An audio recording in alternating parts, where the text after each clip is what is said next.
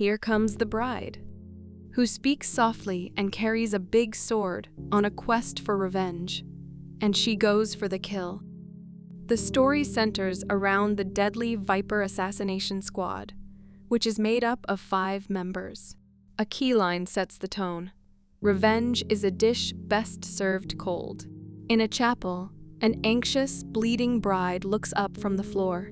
Her face is tenderly wiped with a handkerchief bearing the name Bill. Bill points out that his intended action is not cruel, but masochistic. The bride reveals that the child she carries belongs to him, just before he shoots her in the head. Chapter 1, Pasadena. A blonde woman, known as the bride, arrives in a yellow and red pickup truck outside a typical suburban home and proceeds to the front door. A flashback shows the bride tumbling to the ground and catching sight of one of her attackers, Vernita Green. When the door opens, the bride's clenched hand strikes Vernita in the face. This causes a violent brawl, which begins with fists and then escalates to knives. The fight comes to a standstill as a school bus arrives outside, and a small girl enters through the door. Despite the pandemonium around them, the ladies comfort the kid, Nikki, while concealing their guns and pretending to be normal. The bride recalls that she once had a child who would be Nikki's age. Vernita tells Nikki to go to her room.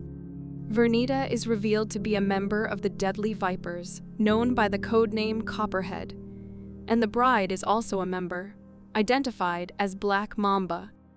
Bride admits her desire for revenge while assuring Vernita that she would not do the deed in front of her kid. They agree to settle the issue later, but when Vernita is preparing cereal for her kid, she fires a concealed gun at the bride. Missing her target, the bride retaliates by killing Vernita with a knife. The kid enters the room and witnesses her mother's death. The bride expresses sorrow and excuses her conduct by claiming that Vernita took it upon herself.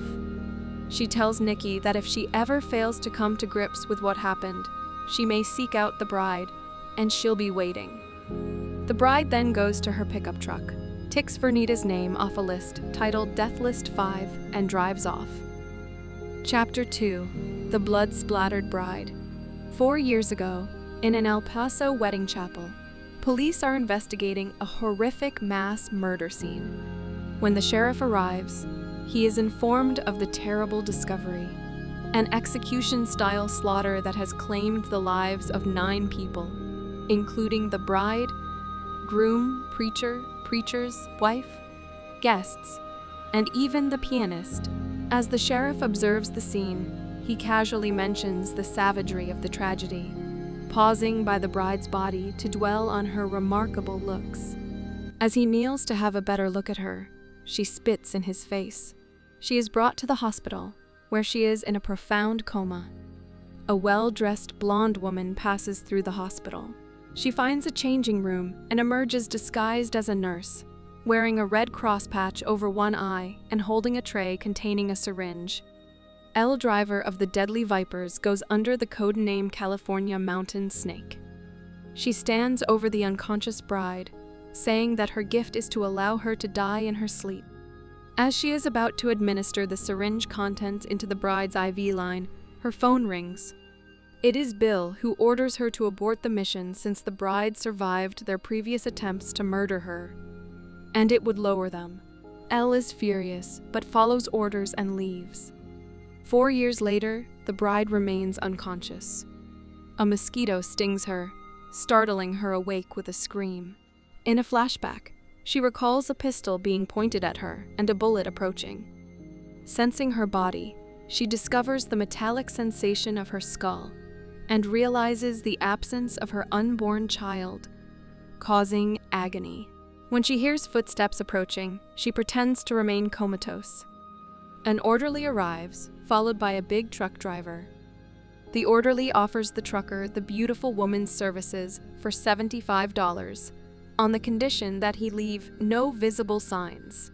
After the payment is collected, the orderly leaves, leaving the guy alone with the bride. As he begins to engage with her, she suddenly bites down on his lower lip, creating a rush of blood and resulting in his death. The bride struggles to get out of bed as her weakening legs give out. When she hears the orderly return, she gets a knife and hides behind the door. As he enters and is taken aback by the chaos and empty bed, she attacks, slicing his heel and knocking him down. She questions him about Bill's location. When she sees his name badge, which says Buck, memories of his previous attacks flood back. After delivering lethal blows with the door, she searches his corpse for vehicle keys. The bride makes her way to the basement car park in a wheelchair and locates Buck's yellow pickup truck. With determination, she drags herself inside and begins the challenging process of reactivating her legs.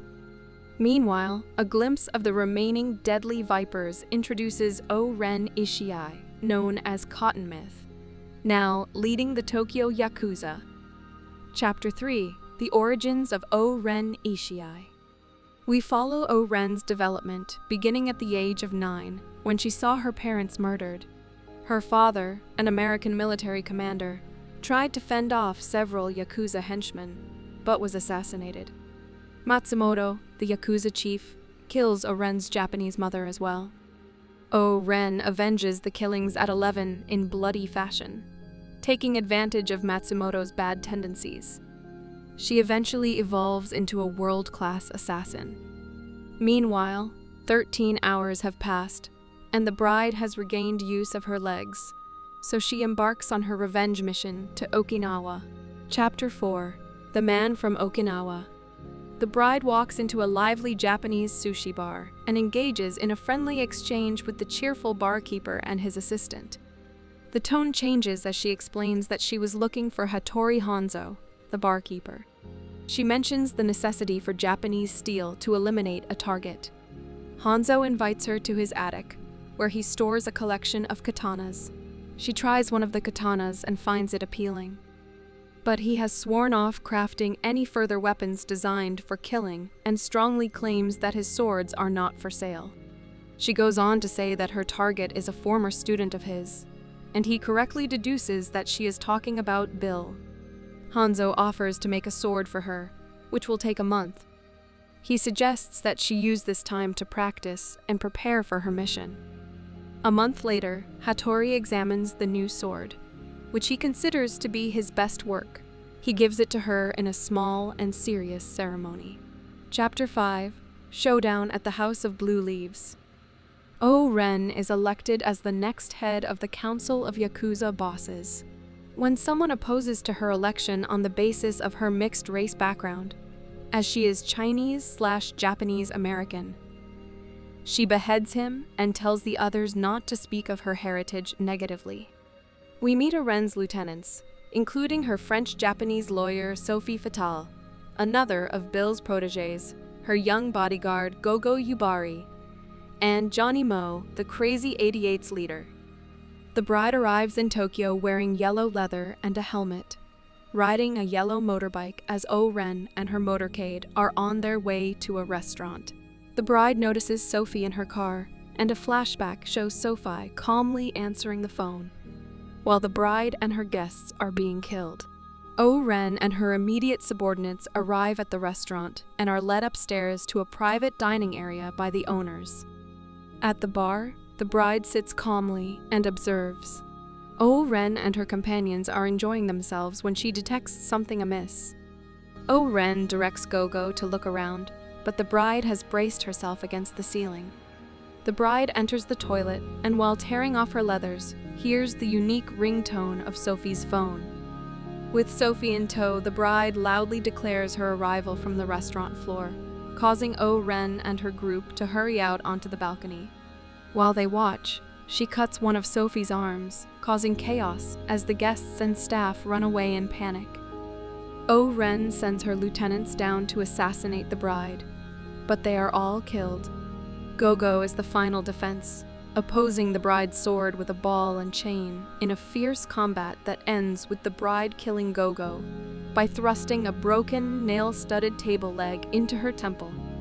Before O-Ren and the bride can engage, the sound of motorcycles is heard, and the Crazy 88 rush in, setting up a balletic and brutal struggle of one against many.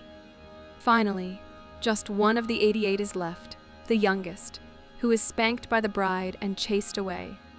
She tells the defeated, crazy 88 that they may leave, but they must leave behind their severed limbs, which now belong to her.